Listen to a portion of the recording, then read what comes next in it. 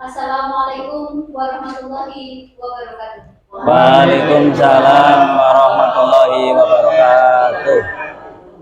Alhamdulillahirabbil alamin wa bihi nasta'in ala umuri dunya waddin wa ala alihi wa sahbihi ajmain, amma ba'd.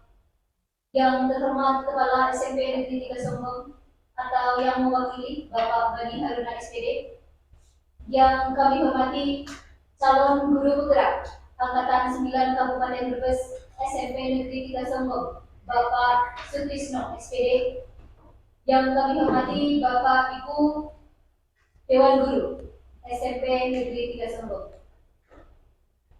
Yang pertama, marilah kita panjatkan puji syukur kehadirat Tuhan Yang Maha Esa atas limpahan berkat dan rahmat-Nya, maka hari ini kita dapat berkumpul dalam rangka aksi nyata calon guru penggerak Angkatan 9 Kabupaten Brebes di SMP Negeri 3 Sombong. Tak lupa salawat dan salam senantiasa kita haturkan junjungan Nabi besar Nabi Muhammad SAW yang telah membawa kita ke jalan yang lebih terang. Selanjutnya, saya selaku pembawa acara akan membacakan susunan acara dalam kegiatan aksi nyata calon guru penggerak Angkatan 9 Kabupaten Brebes di SMP Negeri 3 Sombong dengan susunan sebagai berikut. Yang pertama, pembukaan; yang kedua, sambutan; dan yang ketiga, diseminasi aksi nyata calon guru penggerak Angkatan 9 Kabupaten Brebes di SMP Negeri 3 Sombong. Baiklah, untuk acara yang pertama, marilah kita bersama-sama membaca basmalah. Bismillahirrahmanirrahim. Terima kasih, semoga dengan dibacakannya basmalah tadi acara kita akan dapat berjalan dengan baik dan lancar. Amin. Selanjutnya adalah sambutan. Sambutan akan disampaikan oleh Kepala SMP Negeri 3 Sombong. Kepada beliau, Bapak Bani Haruna SPD untuk mewakili. Assalamualaikum warahmatullahi wabarakatuh. Waalaikumsalam warahmatullahi wabarakatuh.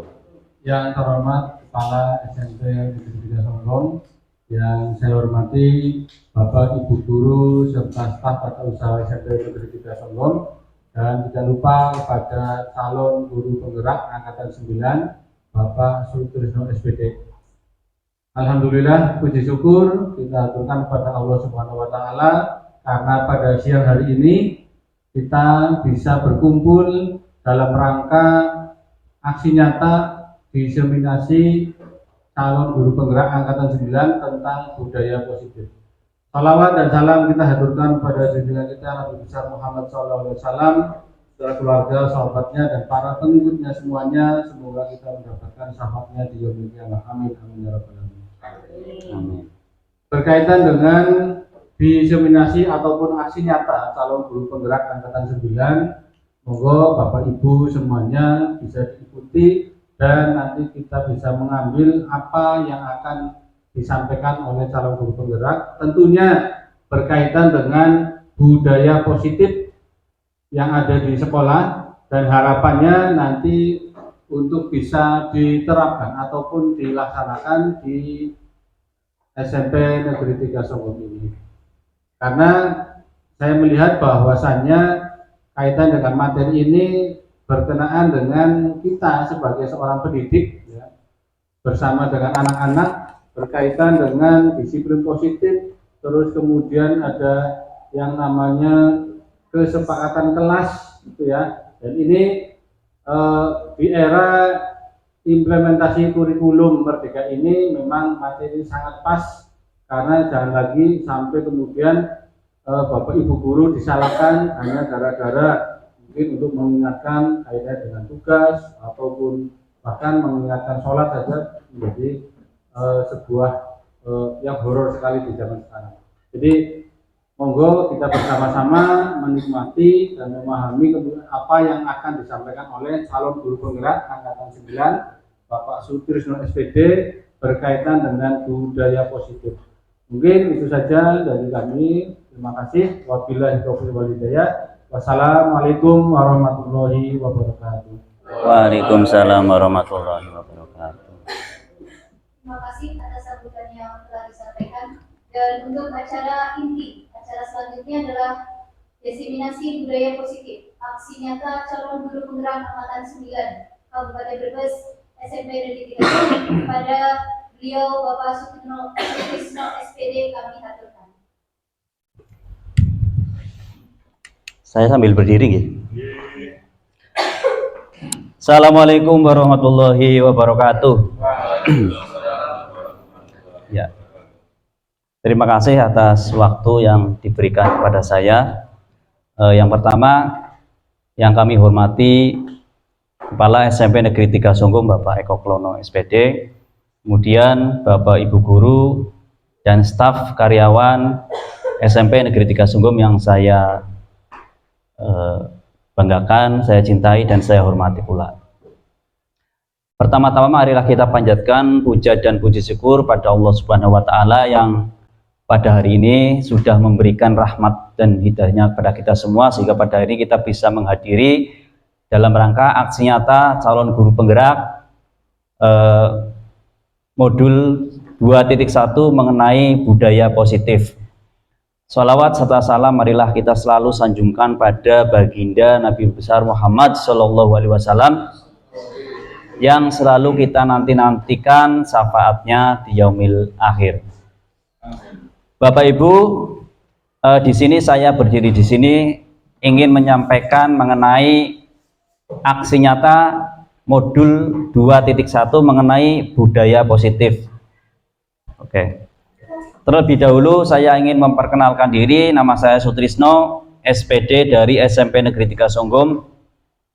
Saya adalah calon guru penggerak angkatan 9 tahun 2023. Selanjutnya langsung saja untuk materinya. Sebelum saya masuk ke materi ya, saya ingin memberikan sebuah pertanyaan pemantik kepada Bapak Ibu. Apakah Anda setuju dengan pertanyaan berikut ini? Yang pertama adalah hukuman dapat mendisiplinkan anak. Kira-kira Bapak setuju apa tidak? Bisa iya, bisa tidak. Iya. Yang lain barangkali ada yang berbeda? Idem, oke.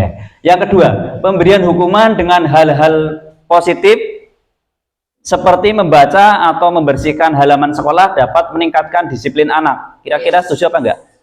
Setuju. Oke, setuju.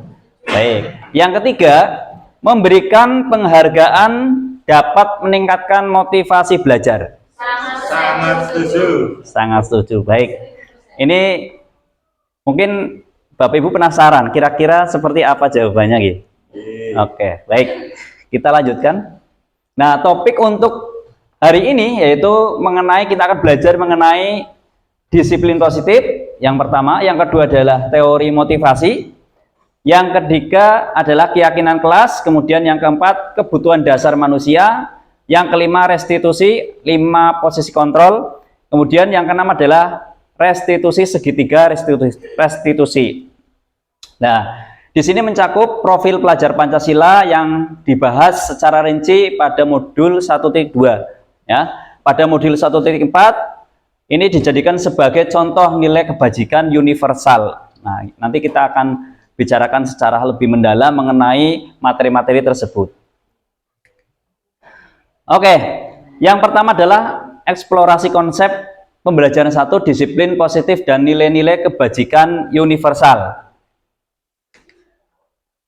Nah, kita akan berbicara mengenai perubahan paradigma atau paradigma perubahan. Nah, kegiatan kepalan tangan. Saya ingin meminta 2 orang menjadi sukarelawan. Mungkin Pak Bani dengan Pak Edi Heru, monggo silakan Pak maju ke depan, Pak. Ya. Di sini ada sebuah perlakuan ya. Jadi ada orang ya, atau guru A dan guru B misalkan ya, atau siswa A siswa B. Kita ambil yang guru saja nih. Guru A dan guru B. Sobeklah kertas. Bapak Ibu itu ada kertas, monggo diambil. Pak Bani saja mungkin yang menjadi pemeran A ya. Lebih cocok ya. Kemudian Pak Heru itu yang B. Ya, ini sukanya biasanya memaksa-maksa. Iya. Iya. Baik. Di sini peraturannya adalah Pak Bani itu menuliskan sebuah kata Nah, kata ini sangat berharga bagi Pak Bani. Nah, tugasnya Pak Heru adalah merayu. Nah, nanti Pak Bani mengepal itu seperti ini, gitu. Mengepalkan tangan, kata-kata itu dimasukkan dalam kepalan tangannya. Nanti Pak Heru itu berusaha untuk membukanya. Ya, dengan berbagai macam cara, misalkan dengan merayu, ya, menyodok, ya, memberikan uang, atau memaksa, mengintimidasi. Ya, Pak Bani, awas orang dibuka, awas balik kayak dadang misalnya. Ya, seperti itu ya. Ya, ya bisa menghardik, menggelitik-gelitik ya. Ya. Oke, mungkin bisa langsung dimulai ya. Monggo Pak Bani.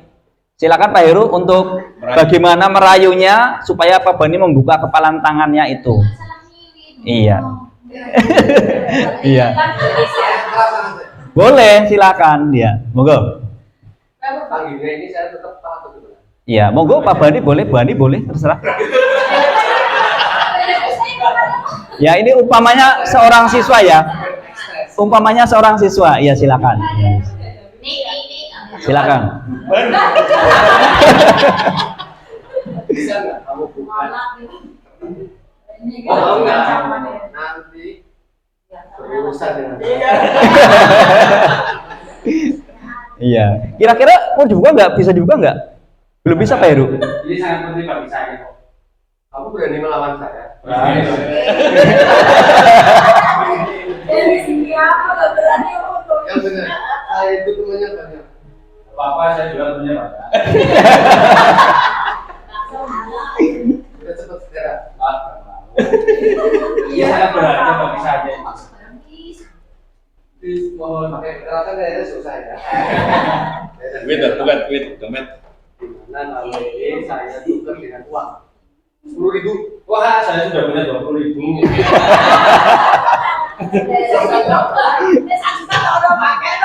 Ah, tidak ada. Gimana kalau kita tukar dengan kaki itu? Saya sudah ada yang di rumah. Baik, beri tepuk tangan untuk pemeran kita ya. Luar biasa. Ternyata siswa B atau Pak Heru itu sudah merayu dengan berbagai macam cara. Tetapi Pak Bani tidak mau membuka apa yang ada di dalam kepalan tangan tersebut. Nah, oke, kita langsung pada materi selanjutnya. Nah, Bapak Ibu, jadi perubahan paradigma teori kontrol kita sebagai seorang guru ya, itu kan maunya kita itu mengontrol anak. Iya, betul. Inginnya mengontrol anak. Nah, sebenarnya itu adalah sebuah ilusi. Ya, sebuah ilusi. Guru mengontrol anak itu ilusi. Ya, murid. Ilusi bahwa kritik dan kritik membuat orang itu merasa bersalah dapat menguatkan karakter, atau ilusi bahwa begini, semua penguatan positif efektif dan bermanfaat. Ilusi bahwa orang dewasa memiliki hak untuk memaksa. Jadi ketika Pak Heru tadi memaksa membuka tangannya Pak Bani, itu sebuah ilusi. Ketika membuka ternyata nggak bisa. Siapa yang bisa mengontrol Pak Bani untuk membuka tangannya sendiri?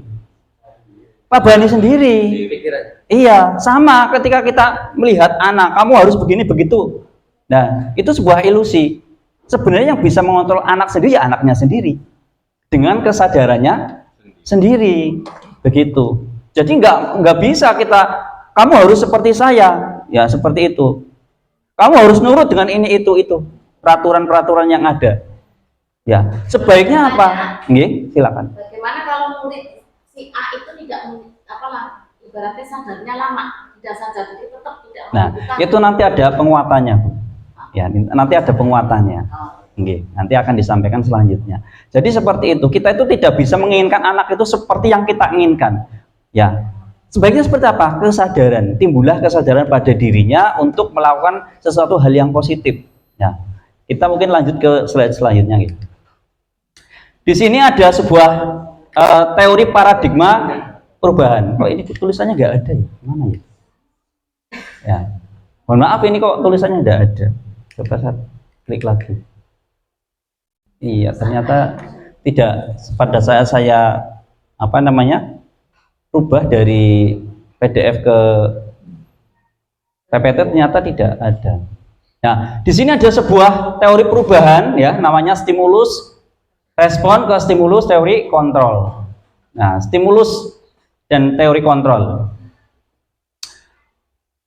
Saya lupa kata-kata yang di stimulusnya itu. Kita berusaha memahami dunia. Iya. Nah, susah ya, maaf ini karena ada sesuatu teknis, kesalahan teknis, jadi saya tidak bisa menjelaskan lebih banyak. Yang jelas intinya begini Bapak Ibu, ada yang namanya teori stimulus dan ada yang namanya teori kontrol. Kalau dulu mungkin kita sering memberikan stimulus, teori stimulus. Kalau sekarang, eranya sekarang itu adalah kontrol, lebih ke kontrol seperti itu. Iya, mengontrol anak itu dengan cara seperti apa begitu. Misalnya begini, seorang anak melakukan sebuah kesalahan, kalau stimulus respon itu berarti guru itu sudah menjelaskan bahwa udah kamu bersalah, seperti itu. Tapi kalau kontrol, semua yang dia lakukan itu pasti punya yang namanya tujuan, seperti itu. Misalnya begini, kamu terlambat, ya biasanya kamu terlambat gitu, ada apa? Ya sudah, kamu itu sudah salah, kamu sudah terlambat, nah nggak boleh masuk misalnya seperti itu. Nah, tapi untuk mengontrolnya kita sebenarnya punya cara, ya, punya cara. Dia melakukan seperti itu pasti ada tujuannya. Kenapa dia terlambat? Alasannya apa? Ya, seperti itu. Nah, untuk teori kontrolnya seperti itu.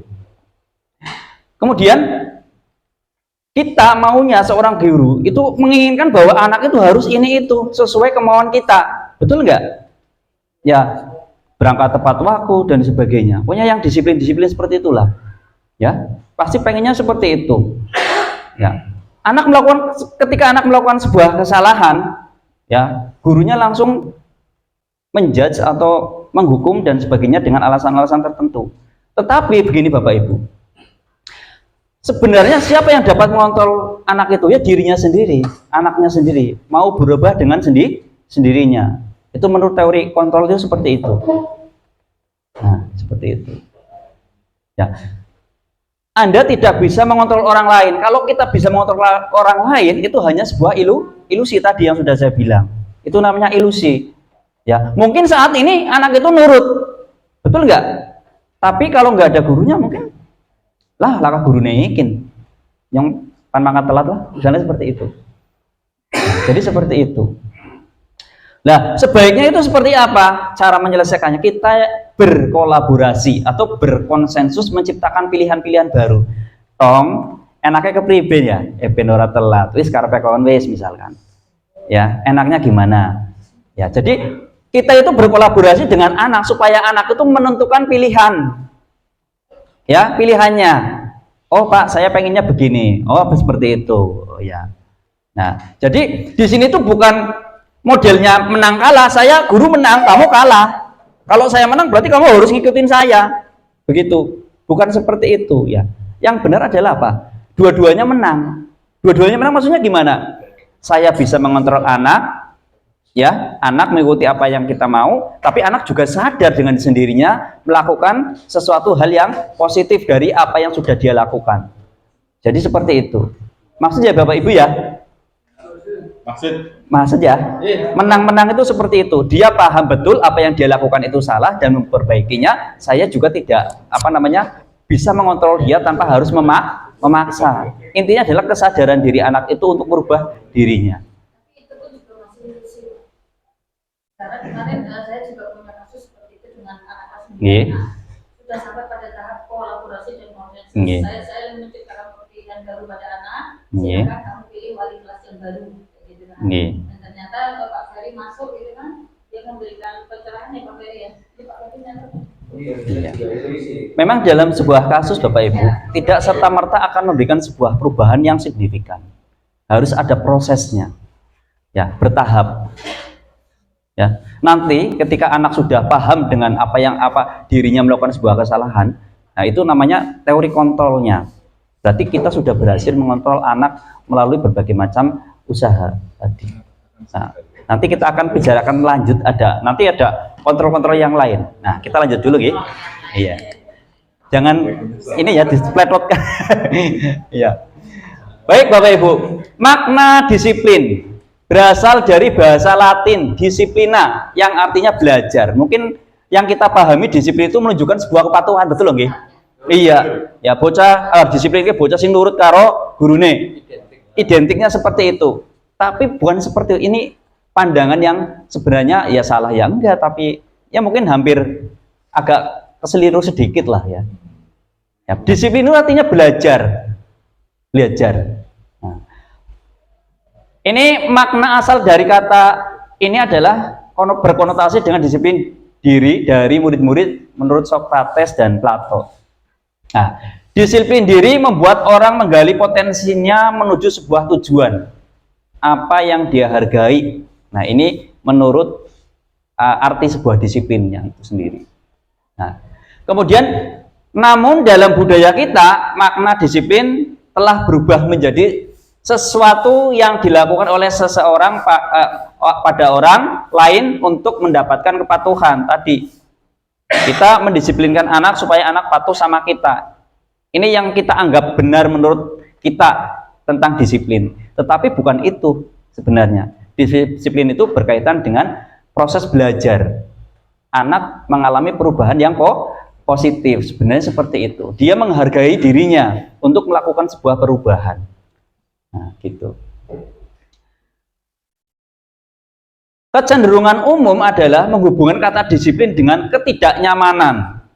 Bukan dengan apa yang kita hargai atau pencapaian suatu tujuan mulia. Jadi, rasa tidak nyaman anak itu membuat anak melakukan sebuah kepatuhan tadi. Ya. Misalkan kamu memakai sepatu hitam. Ya, kalau menurut anak itu kan berarti harus patuh sama dengan peraturan itu. Iya, melakukannya.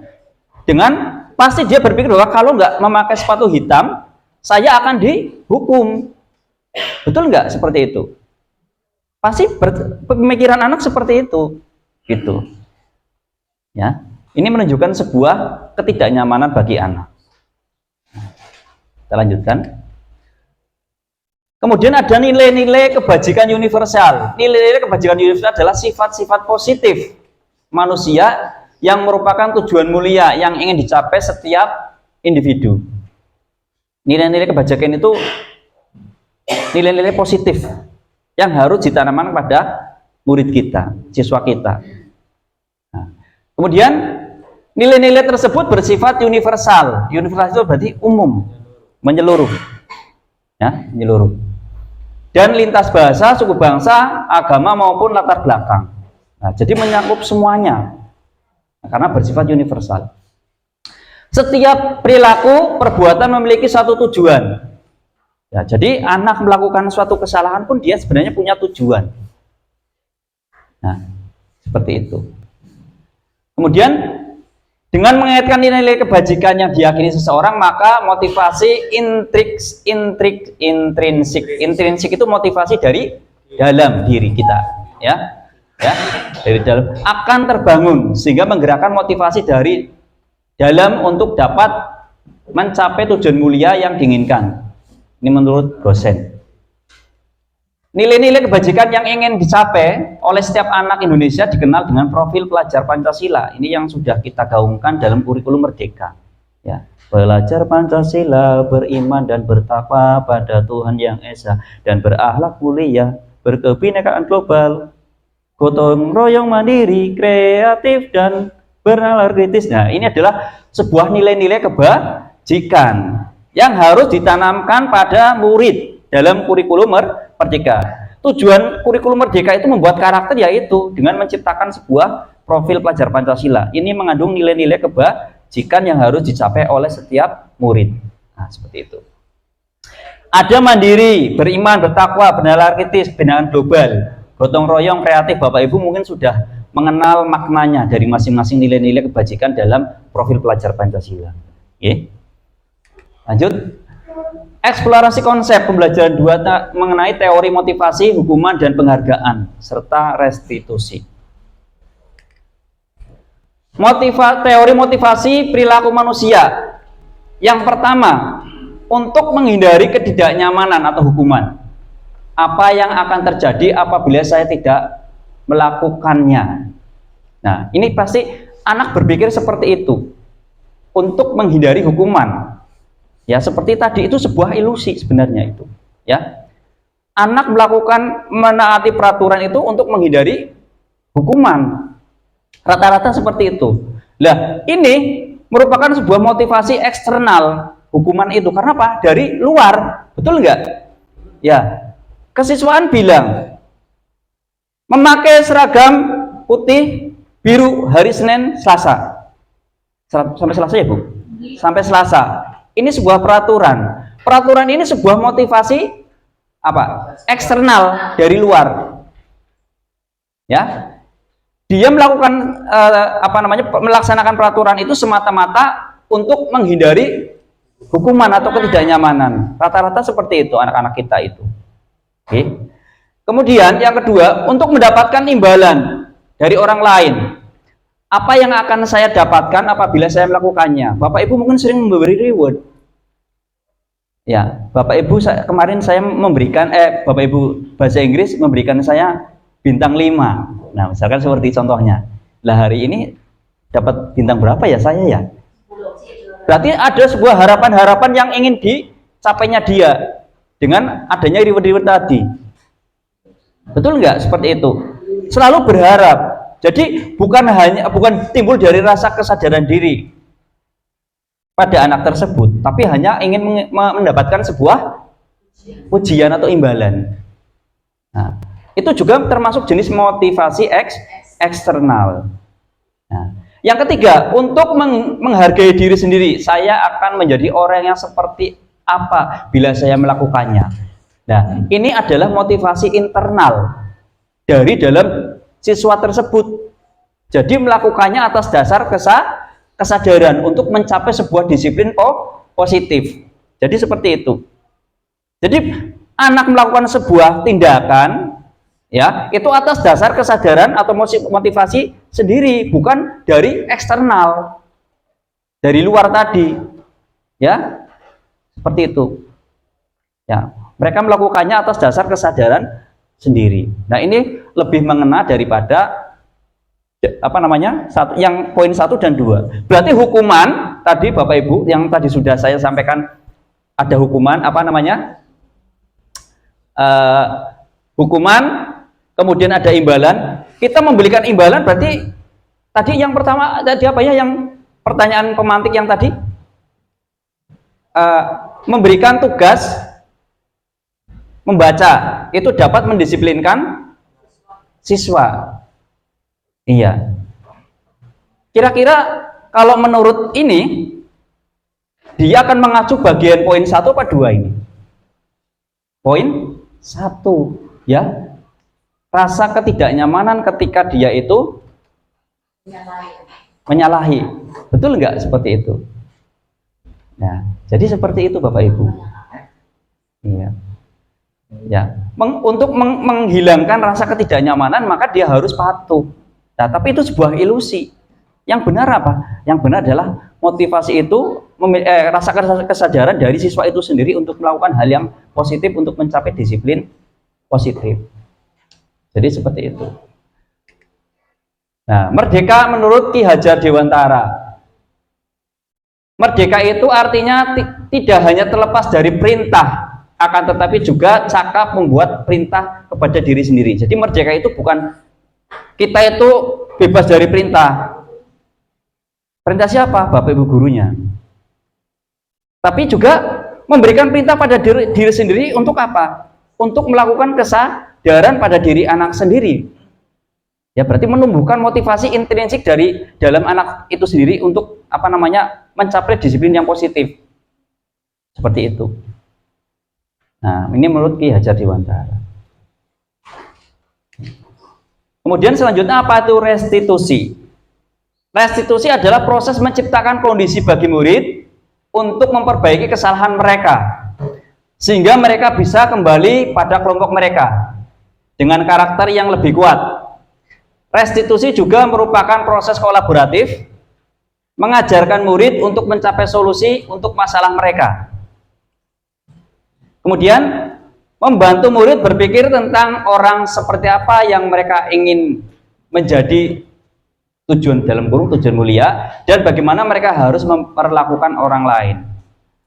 Nah, jadi yang namanya restitusi itu tindakan yang dilakukan oleh guru pada muridnya, supaya muridnya itu bisa menyadari bahwa apa yang dilakukan itu tidak sesuai dengan kesepakatan atau keyakinan. Nah, jadi seperti itu. Nanti di akhir saya akan memberikan videonya untuk restitusi. Nah, selanjutnya, ciri-ciri restitusi bukan untuk menebus kesalahan, namun untuk belajar dari kesalahan. Ini ciri restitusi. Misalkan contohnya begini, Nabila, kenapa kamu terlambat misalkan? Saya terlambat karena tadi malam saya habis begadang mainan HP misalkan, seperti itu. Nah, kemudian gurunya bertanya, nanti tahapnya akan saya sampaikan, mungkin itu nanti akan saya sampaikan dulu. Kita langsung aja dulu. Yang kedua, memperbaiki hubungan. Jadi yang namanya restitusi itu punya ciri-ciri untuk memperbaiki hubungan. Hubungan siapa? Antara gurunya dengan muridnya. Kebanyakan begini. Ini gaya-gaya BK klasik ya dulu ya. Itu selalu menjudge muridnya, selalu melakukan sebuah kesalahan gitu loh. Padahal apa yang dilakukan itu pasti punya tujuan. Anak kenapa terlambat itu punya alasan. Seharusnya kita tanyakan dulu. Nah, ini nanti akan namanya dikaji dalam sebuah restitusi. Nah, dalam restitusi juga ada tawaran, pilihan, ya, ada pilihan atau tawaran kepada murid, ya, untuk menimbulkan sebuah pilihan itu, sehingga anak itu nanti akan sadar dengan sendirinya. Yang keempat, restitusi menuntun untuk melihat dalam diri. Jadi si anak ya akan kembali melihat pada dirinya sendiri. Apa yang dilakukan itu salah apa tidak? Nah, ini terdapat dalam restitusi. Kemudian restitusi mencari kebutuhan dasar yang mendasari tindakan. Nah, jadi cirinya adalah mencari kebutuhan dasar yang mendasari tindakan. Ya, nanti akan disampaikan nanti untuk contoh-contohnya. Yang keenam, restitusi diri adalah cara yang paling baik. Nah, jadi restitusi itu menurut dirinya itu bisa meyakinkan dirinya untuk menjadi lebih baik. Nah, fokus pada keterbukaan tindakan. Jadi anak itu nanti akan terbuka tentang apa yang dia lakukan. Gitu. Nah, kemudian fokus pada solusi. Jadi restitusi itu digunakan untuk mencari sebuah solusi, ya, dari kolaborasi itu antara gurunya dengan muridnya. Kemudian yang kesembilan, mengembalikan murid yang berbuat salah pada kelompoknya. Nah, jadi ketika murid melakukan sebuah kesalahan akan dikembalikan lagi kepada keyakinan yang sudah disepakati. Nah, seperti itu. Pembelajaran 3, keyakinan kelas. Mungkin Bapak Ibu sudah pernah membuat yang namanya keyakinan kelas. Sudah? Biasanya ini dibuat ketika pada saat pembelajaran awal gitu. Tahun ajaran baru antara wali kelas atau antara guru mapel dengan kelasnya yang diajarnya. Nah, mengapa tidak peraturan saja? Mengapa harus keyakinan kelas? Nah, mengapa kita memiliki peraturan yang harus menggunakan helm bila mengendarai kendaraan roda 2? Mengapa kita harus menggunakan helm ketika mengendarai roda 2? Ada apa dengan kita menggunakan helm? Nah, ini ada kaitannya dengan yang namanya nilai kebajikan. Nilai kebajikan yang ada ketika kita menggunakan helm itu apa kira-kira Bapak Ibu? Keselamatan gitu. Supaya selamat. Nah, kemudian mengapa kita memiliki peraturan 3M, menggunakan masker, mencuci tangan, menjaga jarak 1 meter? Itu untuk apa ya nilai kebajikannya itu? Untuk kebersihan atau kesehatan. Nah, seperti itu. Yang ketiga, mengapa kita memiliki peraturan yang harus datang tepat waktu pada saat mengikuti pelatihan? Disiplin. Nah, jadi untuk membuat sebuah keyakinan kelas itu harus memuat nilai-nilai kebajikan yang mengandung nilai-nilai kebajikan. Ya, mungkin kalau dulu dilarang, dan dilarang, betul enggak? Kalau sekarang itu katanya kata dilarang itu tidak diperbolehkan. Sebaiknya mengandung kata-kata yang positif. Menghormati orang lain. Kalau dulu dilarang mencaci maki. Betul enggak? Ya, ini lebih ke kalimat-kalimat yang positif. Ya. Seperti itu. Kemudian untuk mendukung motivasi intrinsik kembali ke nilai-nilai keyakinan. Nilai-nilai keyakinan lebih menggerakkan seseorang dibandingkan mengikuti serangkaian peraturan-peraturan. Nah, seperti itu. Nah, di sini ada budaya positif, ya. Berawal dari yang namanya peraturan kelas. Di dalam kelas itu punya aturan-aturan. Nah, aturan-aturan itu kalau dilaksanakan, ya, kalau dilaksanakan dengan baik, ini akan menimbulkan sebuah keyakinan kelas. Nah, kalau keyakinan ini sudah dijalankan semuanya, semua murid, itu akan berubah menjadi lingkungan positif. Jadi lingkungannya jadi positif kalau keyakinan itu dilaksanakan dengan baik. Kalau sudah dilaksanakan secara serentak, membentuk sebuah lingkungan yang positif, akan menjadi sebuah budaya positif. Kalau sudah membentuk budaya positif, insya Allah murid-murid kita jadi murid-murid yang hebat, Bapak Ibu. Nah, seperti itu. Nah, di sini ada dari kedua kesepakatan kelas ini, yang manakah yang juga merupakan keyakinan kelas? Mengapa? Nah, kesepakatan kelas, datang tepat waktu, mengucapkan salam. Ini keyakinan kelas apa kesepakatan kelas? Nah, sebelum saya menyampaikan itu, ada perbedaan antara kesepakatan dengan keyakinan. Kalau keyakinan kelas itu mengandung nilai-nilai kebajikan biasanya, ciri-cirinya. Mengandung nilai-nilai kebajikan. Ya. Yang pertama, datang tepat waktu, mengucapkan salam. Ini peraturan apa keyakinan? Peraturan. Kira-kira ini adalah peraturan. Sedangkan yang kami guru dan murid yang saling menyayangi, keyakinan. Keyakinannya di sini adalah ada nilai kebajikan, saling menyayangi nilai kebajikannya. Iya. Ya. Kemudian menjaga kebersihan sekolah. Kebersihan sekolah itu sebuah nilai kebajikan. Berarti ini sebuah keyakinan. Kami murid yang semangat belajar. Keyakinan. Semangat adalah nilai kebajikan. Iya. Berdoa sebelum dan sesudah kegiatan. Peraturan. Iya.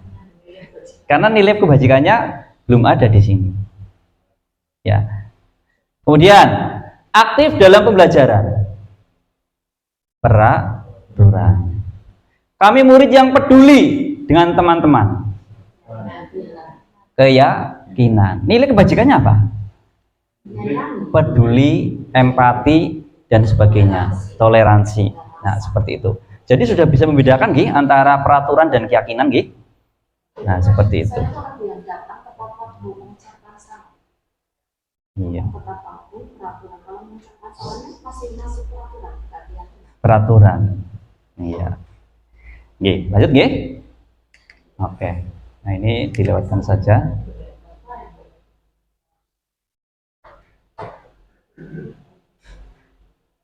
Nah, sedikit saja ini akan saya sampaikan nggih terkait dengan bagaimana cara membuat sebuah keyakinan, ya. Dari kata terdengar, ya, ini sebuah keyakinan kelas itu direpresentasikan pada sebuah tabel T dan Y. Ya, ada terdengar, terlihat, berperilaku. Kalau terdengar itu sesuatu yang diucapkan oleh guru, itu namanya terdengar. Contohnya begini, yuk saya bantu, yuk saya bantu, kita bisa selesaikan ini bersama. Terima, tolong ya, permisi, boleh saya pinjam? Nanti akan segera saya kembalikan. Ini adalah sesuatu yang terdengar. Terdengar itu berarti disampaikan oleh guru atau murid kepada, baik kepada sesamanya atau guru kepada muridnya. Nah, seperti ini. Kemudian berempati terhadap. Jadi berempati itu kita lihat, betul nggak? Kita kok melihat anak itu kayaknya perhatian banget sama temannya. Berarti ini bagian yang terlihat, ya, bagian yang terlihat. Memegang barang milik orang lain, ini juga sesuatu yang terlihat. Kemudian senantiasa berbuat baik, itu juga terlihat. Nah, kalau berperilaku tersenyum, biasanya gurunya memberikan senyum, temannya memberikan senyum, itu berarti berbuat. Nah, kemudian memberikan salam hormat, ini juga yang memberikan salam hormat itu sebuah perilaku, ya, sebuah perilaku yang kita tunjukkan pada orang lain. Memberikan ruang bekerja, postur tubuh yang tenang, ini juga perilaku. Nah, seperti itu. Ada tampak seperti, tidak tampak seperti. Datang tepat waktu, ya, ini hormat, ya. Datang tepat waktu.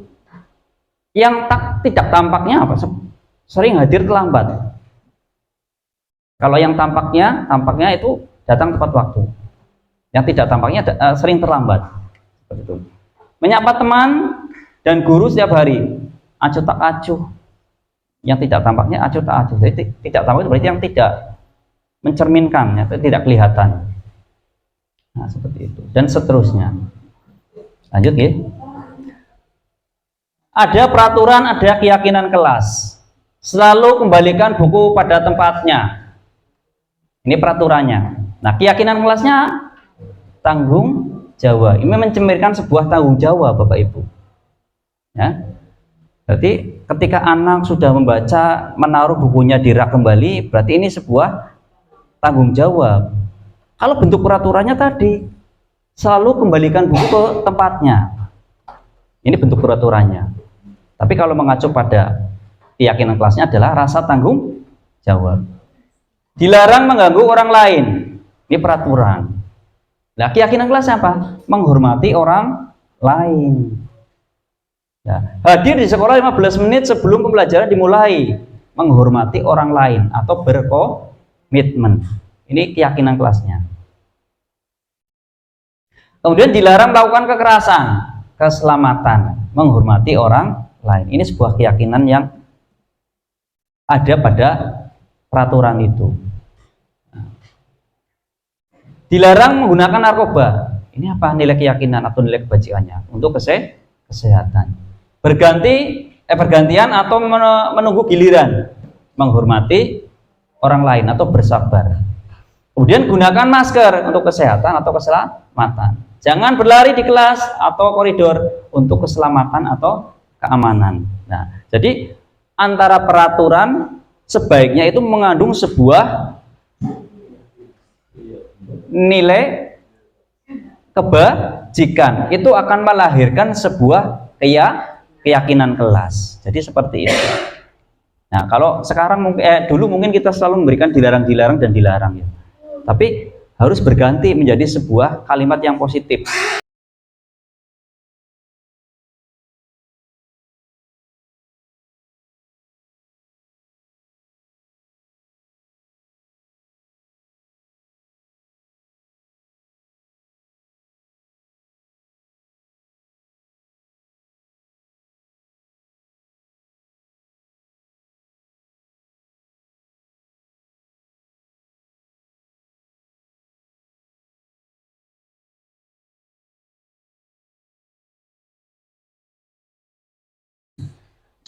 Oke, jadi seperti itu, Gi. Ya. Boleh kita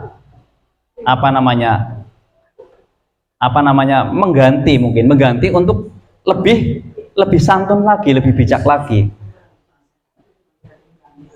Bukan, itu sisi yang berbeda Bapak Ibu. Ya. Konteksnya berbeda. Sisi yang berbeda, konteksnya berbeda. Berbeda. Iya. Ya, jadi kita sudah orang yang sudah berbeda maknanya. Karena itu ada hubungannya kita dengan yang di atas. Tetapi kita habluminanas antara manusia dengan manusia, seperti itu. Jadi seperti itu. Next, nggih. Perubahan pada modul 1.4 dan 5, penambahan materi hukuman dan penghargaan. Nah, kira-kira pengaruhnya jangka pendek dan jangka panjang, Bapak Ibu. Jadi yang namanya hukuman ini ada pengaruhnya, baik jangka pendek maupun jangka panjang. Contohnya begini. Ada seorang guru ya memukul gara-gara anak itu melakukan sebuah kesalahan. Kira-kira ini pengaruhnya pendek apa panjang? Bahkan mungkin dua-duanya ya. Pendek, mungkin pada saat itu dia sangat marah kepada gurunya. Ya, atau dengan tindakan melakukannya. Menyakiti gurunya. Itu pengaruhnya. Karena dia merasa tersakiti. Jangka panjangnya dendam terus-menerus. Selalu diingat-ingat. Jangka panjangnya. Ya. Jadi seperti itu. Kemudian penghargaan menghukum. Nah, penghargaan itu hanya bersifat sementara. Nanti anak akan selalu bergantung dan berharap pada gurunya, betul nggak? Dia aktif hanya ketika ada penghargaan. Iya, betul nggak Bu? Kalau nggak ada penghargaan coba, tidak semangat. Iya. Betul kayak yang sudah disampaikan Pak Bani seperti itu. Jadi sebenarnya ilusi ya Bu. Penghargaan itu ilusi. Bukan yang memberikan motivasi intrinsik anak untuk melakukan sebuah nilai kebajikan. Jadi harus ada dasar kesadaran diri untuk melakukan itu. Oke, jadi seperti itu. Nah, ini lanjutkan ya karena slide-nya bermasalah ini. Kemudian penghargaan menurunkan kualitas. Kenapa maksudnya apa ini penghargaan menurunkan kualitas ini? Tidak semangat, betul. Ya. Jadi penghargaan ini hanya menurunkan kualitas. Iya, betul kayak gitu. Nah. Kemudian penghargaan apa ini? Tulisan apa itu? Mematikan kreativitas, hampir sama dengan menurunkan kualitas. Nah, kemudian penghargaan mengurangi motivasi intrinsik. Jadi itu motivasinya bukan intrinsik lagi, tetapi ekstrinsik, karena ingin mendapatkan pujian lah atau reward lah dan sebagainya. Nah, jadi seperti itu.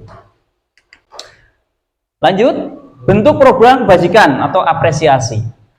Dalam memberikan apresiasi atau pengakuan pada murid, perlu diingat beberapa hal. Beri pengakuan secara khusus. Jadi ada momen tertentu secara khusus kita memberikan penghargaan atau pengakuan pada murid.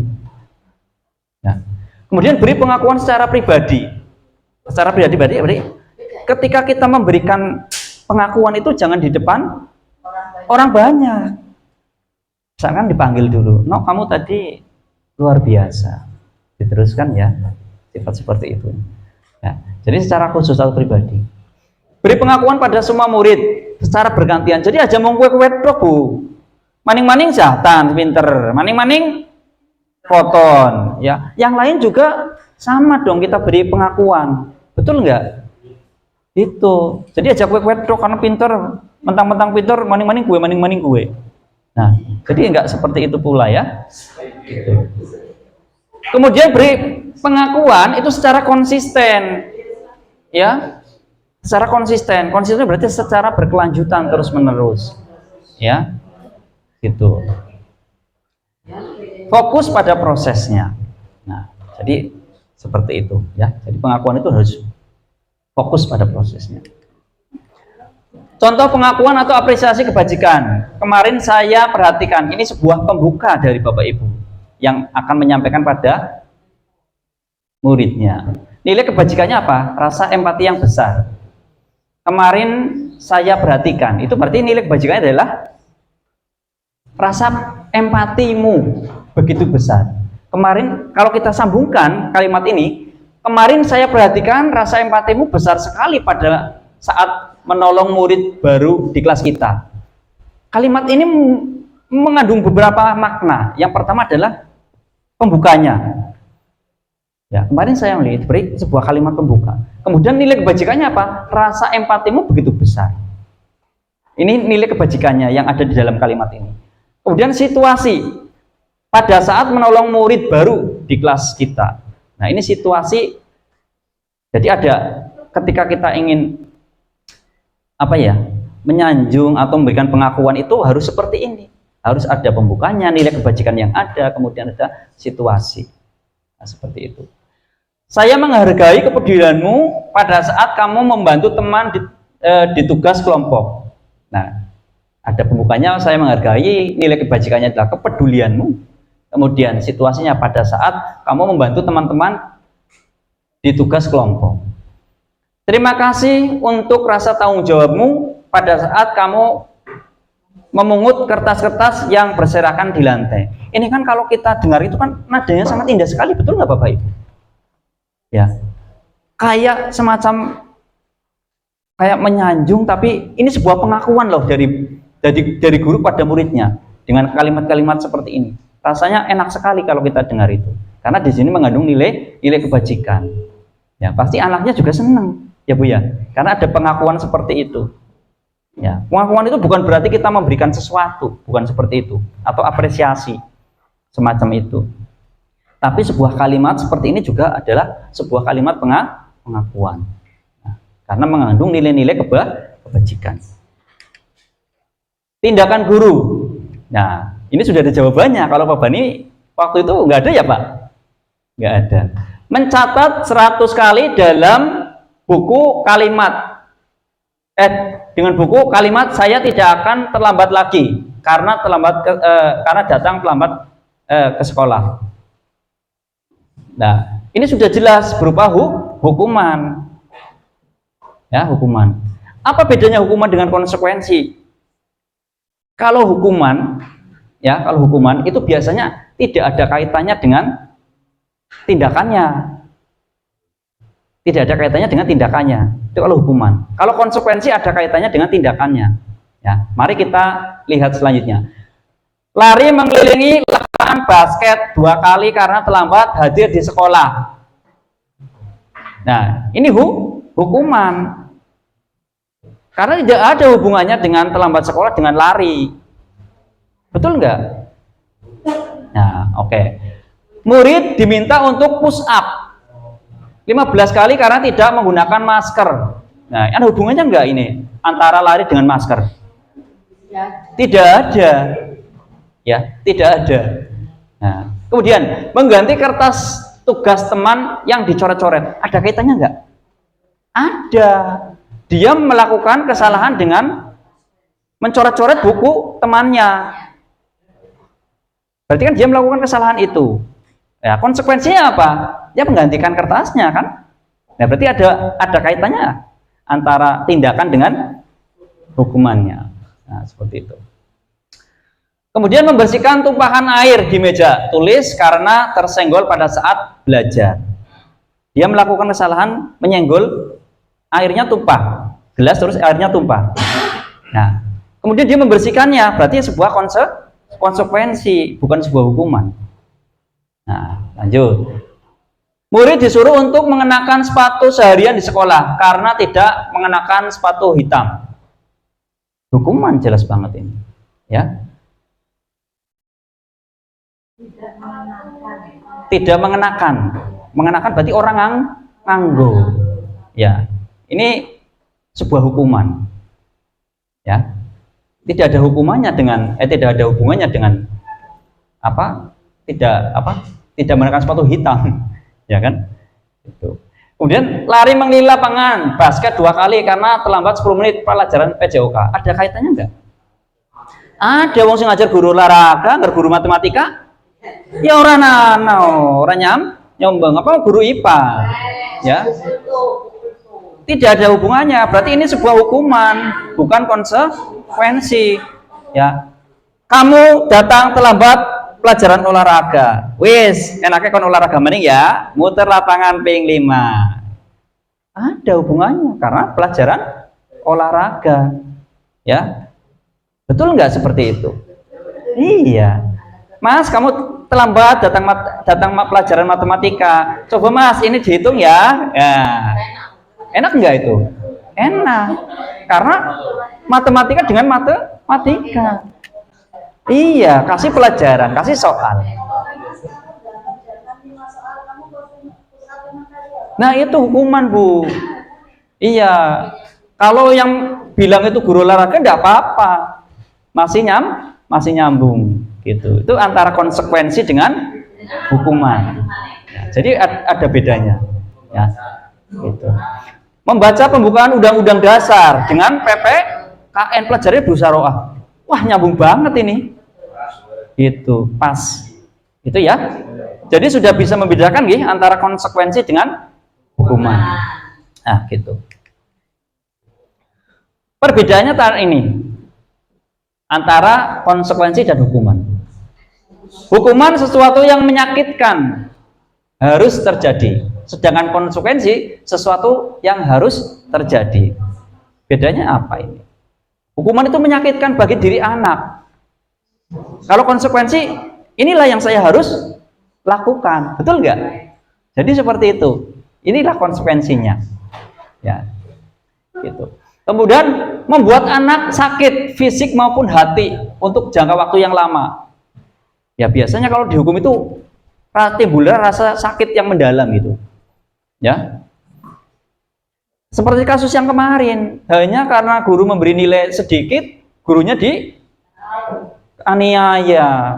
Ya. Berarti ini sebuah hukuman. Ya, hukuman.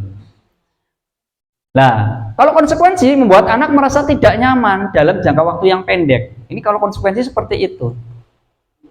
Tidak nyaman pada dirinya tetapi dalam jangka waktu yang relatif singkat atau pendek. Anak membenci kedisiplinan. Kalau ada peraturan-peraturan hukuman, peraturan dihukum, salah dihukum dan seterusnya, itu dia akan benci dengan yang namanya kedisiplinan. Akhirnya itu. Tapi kalau konsekuensi akan menghargai disiplin. Nah, akan menghargai disiplin. Ini konsekuensi. Ya, saya menumpahkan tadi air, ya saya harus mengelapnya. Ya itu konsekuensi. Betul nggak? Nah seperti itu. Ya, jadi dia menghargai disiplin berarti saya harus bertindak hati-hati. Nah seperti itu. Kemudian hukumannya sebuah paksaan. Ini paksaan. Sedangkan konsekuensi itu stimulus atau tanggapan. Nah, gitu. Mendorong anak menyakiti diri sendiri. Sedangkan konsekuensi mendorong anak agar mudah menyesuaikan diri. Ya. Dia melakukan sebuah kesalahan. Oh, berarti saya ini akhirnya benci dengan dirinya sendiri. Ya. Bukan hanya dirinya sendiri, bahkan sampai ke peraturannya pun dia benci gitu. Ya. Kalau konsekuensi mendorong anak tadi menyesuaikan menyesuaikan diri atau beradaptasi, berarti saya harus berubah, berarti saya harus seperti ini dan seterusnya. Konsep diri yang buruk.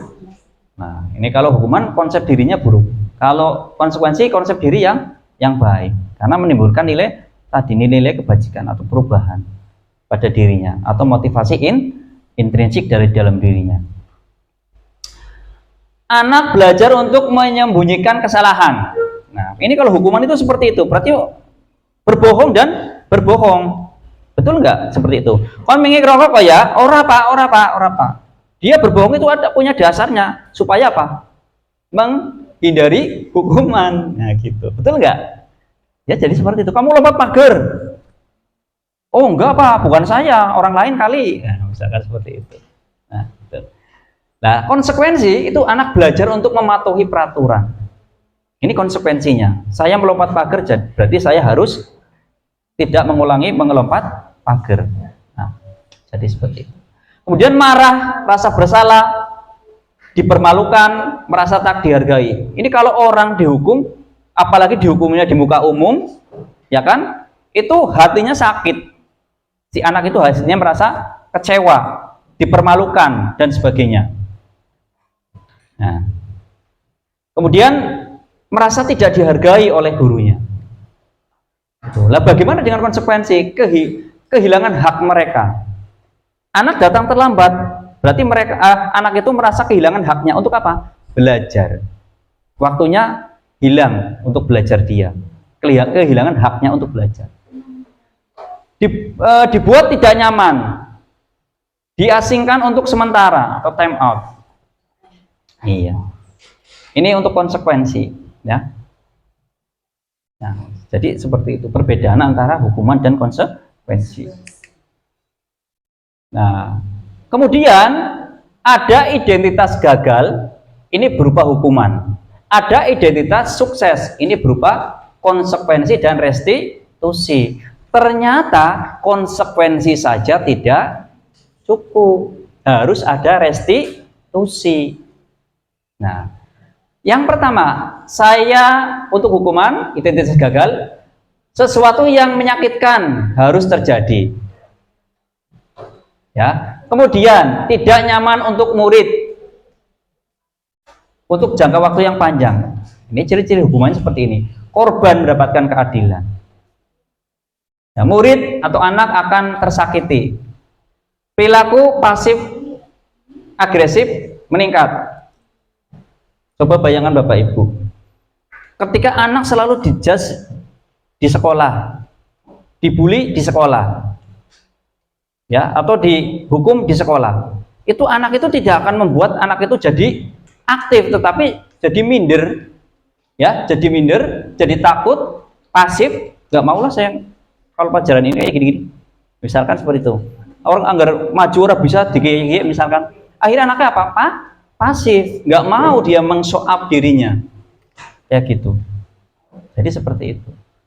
Kemudian sistem tidak akan berjalan bila murid tidak takut. Ya, ini identitas gagal atau hukuman. Berlaku hanya pada sebuah institusi, tidak berlanjut pada kehidupan nyata. Jadi ini hanya di institusi, tidak di kehidupan yang nyata atau sebenarnya. Peraturan adalah titik-titik, ini ciri-ciri dari hukuman ya. Peraturannya adalah kamu titik-titik, kamu harus titik-titik apa itu ya. Ini untuk kalimat-kalimat berupa hukuman.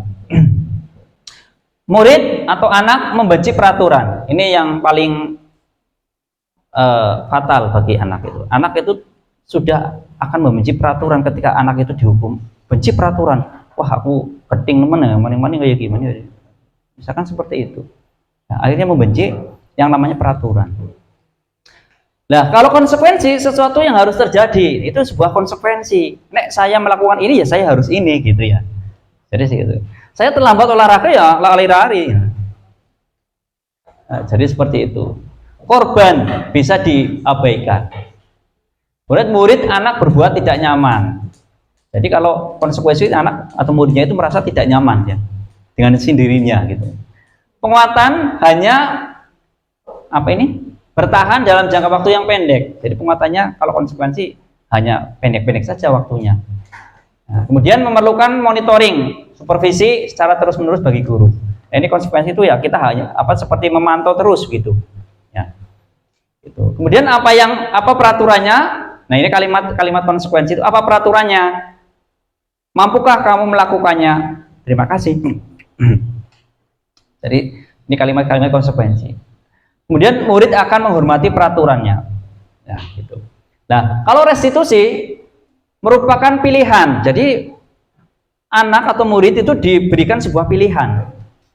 Nah, pilihan itu yang membuat mereka termotivasi secara intrinsik mereka untuk menyadari apa yang dia lakukan itu tidak sesuai dengan keyakinan. Nah, jadi seperti itu. Kemudian menguatkan untuk murid atau anak dalam jangka waktu yang panjang. Ini kalau restitusi itu panjang waktunya. Gitu. Ya. Kemudian korban mendapatkan ganti. Nah, itu. Murid atau anak mendapatkan penguatan. Masalah terpecahkan. Jadi restitusi itu bisa memecahkan sebuah masalah. Itu. Kemudian murid belajar bertanggung jawab untuk perilakunya. Ini kalau restitusi itu menimbulkan rasa tanggung jawab dengan apa yang sudah dia lakukan. Gitu. Fokus pada pemecahan masalah dalam jangka waktu yang panjang.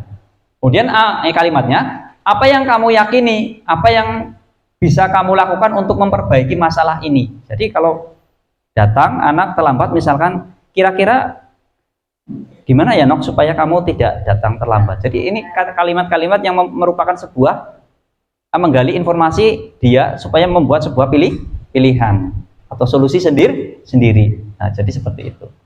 Ini bersifat positif. Kalau konsekuensi bersifat netral. Next.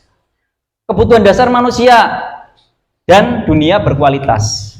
Nah, kebutuhan dasar manusia itu ada 4, Bapak Ibu. Ada kasih sayang dan rasa diterima, penguasaan, kesenangan, kebebasan. Kadang orang begini, murid kita kalau di kelas itu kan biasanya melakukan sebuah ulah-ulah yang unik-unik gitu. Ya. Anak sedang pelajaran keluar. Ya, itu kan dia melakukan sebuah, kira-kira kalau seperti itu masuk di bagian mana Bapak Ibu? Kebebasan. Nah, jadi seperti itu. Ya. Lagi diajar ngobrol, dewek, itu juga sama. Ya, gitu. Nah, itu kebebasan. Kalau penguasaan, oh ternyata saya sudah menguasai menghitung perkalian, itu penguasaan gitu. Ya. Kalau kasih sayang, ya Allah, alhamdulillah wali kelas eman gitu. Misalkan seperti itu. Jadi yang kita tunjukkan pada murid kita, anak-anak kita itu rasa kasih sayang. Itu kebutuhan dasar si murid tadi untuk bisa mendapatkan kasih sayang. Ini ada sinkronisasi dengan mungkin marak sekali terjadi tawuran Bapak Ibu, betul nggak? Bisa jadi ya, dia tidak mendapatkan kasih sayang di mana di rumahnya. Wis ning omahe ora ada kasih sayang, ning sekolahan diganyami gurune. Tidak ada kasih sayang lagi kan? Akhirnya apa? Ya. Kalau nggak punya rasa kasih sayang kepada dirinya, tidak punya kasih sayang apalagi ke orang lain, tegelan aneh. Nah, jadi seperti itu. Kesenangan. Nah, kesenangan itu berbeda lagi. Dia sukanya apa kalau di kelas ya. Nah, oke, di sini. Ibu guru bilang, aku tidak boleh bersenandung sewaktu mengerjakan tugas. Katanya kelas harus tenang, tidak ada suara. Padahal aku suka dan senang bernyanyi. Oke, ini kebutuhan dasar bagian mana ini? Kesenangan, karena senang menyanyi, senang berarti, ya, gitu. Ibu guru tidak menyapaku hari ini, padahal aku pakai jepit rambut baru. Apakah kasih sayang? Apakah apa tadi? Penguasaan, kebebasan, nah kasih sayang. Iya. Aku bosan, masa belajar cuma gitu-gitu aja. Bebas, dia pingin bebas. Aku sebel, gambarku tidak rapi, malah ibu guru nunjukin ke teman-temanku. Apa ini? Penguasaan. Nah, jadi dia tidak percaya diri dengan apa yang dia lakukan, bahwa dia merasa gagal atau tidak menguasai. Nah, seperti itu. Nah, ini ada sebuah kasus. Nah, kita lewatkan saja. Nah, langsung ke sini. Jadi dalam kasus itu ada kalimat-kalimat ini Bapak Ibu. Iseng saja ini tulisan apa ya, nggak jelas. Iseng saja aku senang lihat kepsek baru itu kebingungan. Kutanya-tanya di rapat. Ini kesenangan. kesenangan dia itu iseng ibaratnya kayak gitu. Ya, berarti hanya untuk kesenangan dirinya. Ya, biar dia kenal sama aku dan aku ingin nantinya bisa dekat sama dan bekerja bareng sama dia. Kayaknya orangnya baik sih. Berarti dia membutuhkan cinta dan kasih sayang. Saya sebenarnya agak paham beliau berbicara apa tadi. Gak paham. Dari kata gak paham berarti dia berkaitan dengan penguasaan. Gaya ngomongnya Pak Zulfikar itu monoton sekali ya, bosan. Jadi mendengarnya, saya pikir tidak akan selesai-selesai. Ngomongnya begitu saja, gak ada cara lainnya untuk menyampaikan materi dia. Berarti dia merasa bosan. Berarti ingin bebas. Nah, seperti itu. Nah, ini yang berkaitan dengan tadi 5 posisi kontrol. Nah, jadi 5 posisi kontrol itu ada 3 identitas, ada identitas gagal, identitas berhasil, sukses, kemudian identitas berhasil, sukses. Ya, ini ada kontrol luar, ada kontrol diri. Ya. Jadi guru itu ada 5 posisi kontrol. Ada guru yang sukanya penghukum. Kemudian membuat orang merasa bersalah. Kemudian ada guru sebagai teman. Ada guru sebagai pemantau dan yang terakhir sebagai manajer. Nah, 5 posisi kontrol guru ini memiliki peranan yang berbeda-beda, nilai-nilai yang berbeda-beda. Nah, guru berbuat, ini kalau penghukum itu menghardik, menunjuk-nunjuk, menyakiti. Ini kalau guru tipe penghukumnya seperti itu, kalau berbuat. Kalau pembuat rasa bersalah, berceramah dan mengatakan seharusnya ibu kecewa, misalkan seperti itu. Ibu kecewa dengan kamu, ya misalkan, ya itu membuat rasa bersalah. Nah, kemudian sebagai teman membuat alasan-alasan untuk muridnya. Kalau pemantau menghitung dan mengukur. Kalau manajer mengajukan pertanyaan. Ini kalau yang dilakukan guru itu seperti itu. Lah kalau berbuat ada berkata. Kalau guru berbuat berarti dia berkata. Berkatanya apa?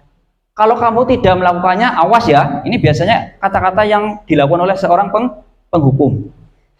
Nah, kalau pembuat rasa bersalah, kamu seharusnya sudah tahu, ibu lelah sekali mengatakannya, ibu stres. Nah, jadi dia itu akan merasa bersalah si muridnya itu.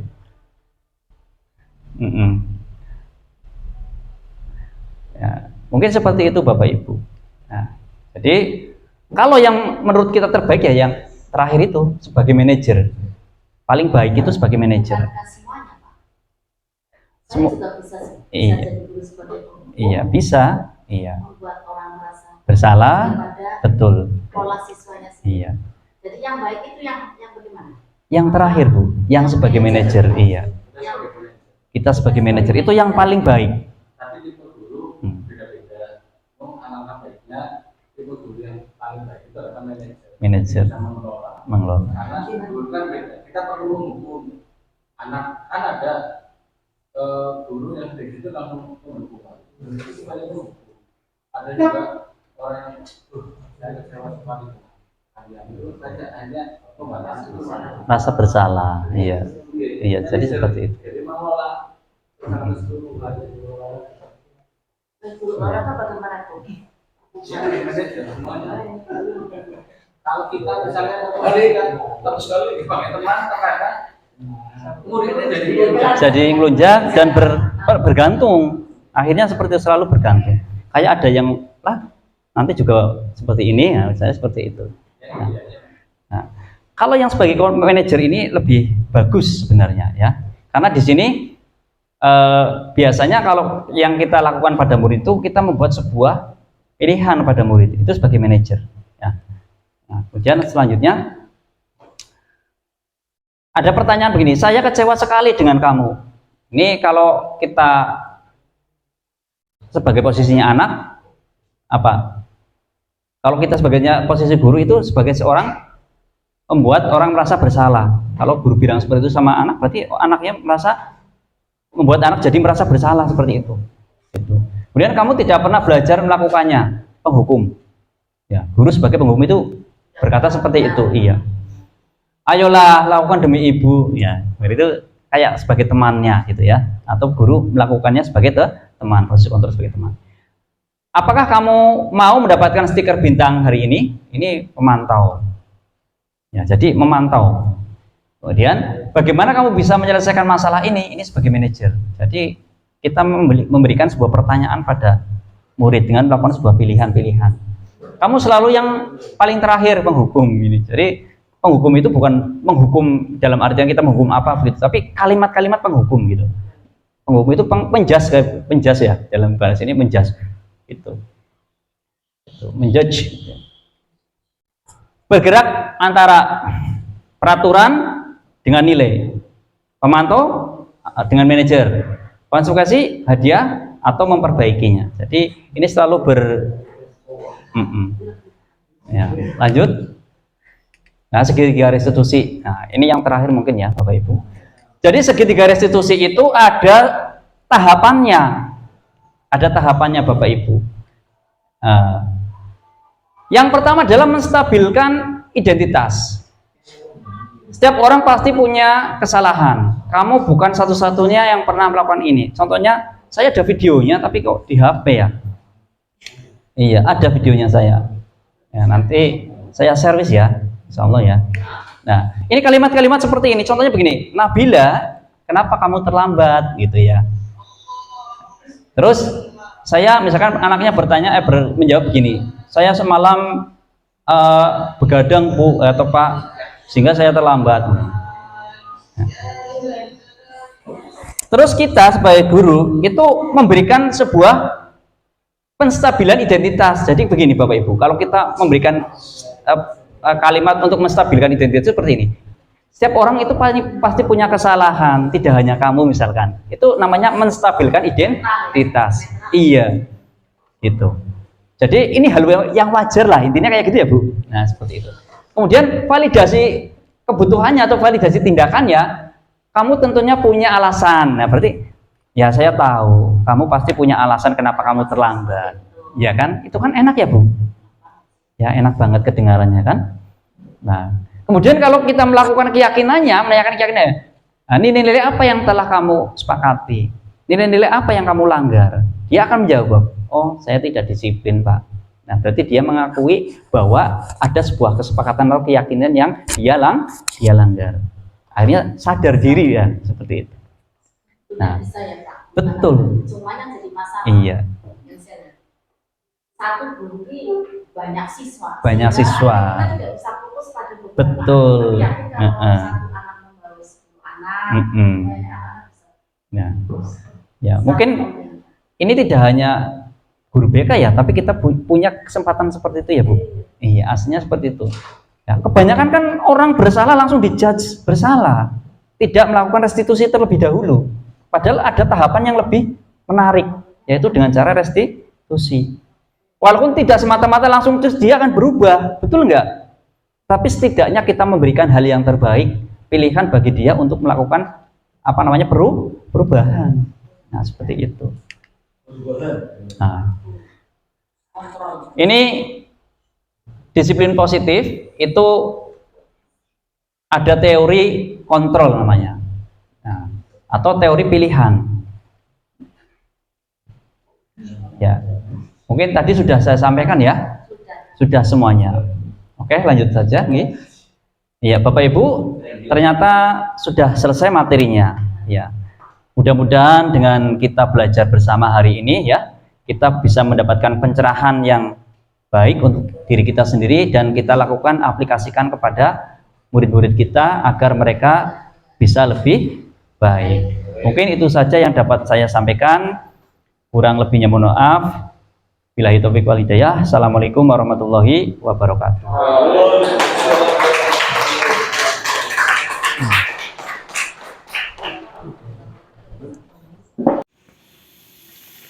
Perkenalkan, nama saya Tio Bagus Pamuji, guru PJOK SMP Negeri 3 Songgom. Setelah mengikuti diseminasi yang disampaikan oleh Bapak Sutrisno barusan, ya banyak hal yang baru yang saya dapatkan mengenai budaya positif yang bisa saya terapkan di keseharian saya dalam mengajar pada siswa-siswi SMP Negeri 3 Songgom. Terima kasih. Ya, Assalamualaikum warahmatullahi wabarakatuh. Saya Muhammad Abdullah Mubarak, guru bahasa Inggris di SMP Negeri 3 Songgom. Tadi saya sudah mengikuti kegiatan diseminasi Bapak Sutrisno SPD mengenai budaya positif. Alhamdulillah banyak sekali pengetahuan baru yang sudah saya dapatkan tadi, dan saya sangat tertarik dengan hal itu karena saya juga masih baru mengenai hal itu. Dan terima kasih telah memperkenalkan saya untuk mengikuti kegiatan itu. Semoga saya kedepannya bisa menerapkan pembelajaran hari ini kepada siswa-siswa saya. Terima kasih. Sekian. Wassalamualaikum warahmatullahi wabarakatuh. Assalamualaikum warahmatullahi wabarakatuh. Perkenalkan, nama saya Fajar Hawari, guru informatika dari SMP Negeri 3 Songgom. Setelah saya mengikuti diseminasi budaya positif yang diadakan oleh Bapak Sutrisno SPD, materi tersebut bisa saya ambil dan insya Allah saya terapkan kepada anak-anak dari SMP Negeri 3 Songgom tentang budaya positif tersebut. Sekian, terima kasih. Wabillahi taufiq wal hidayah. Assalamualaikum warahmatullahi wabarakatuh.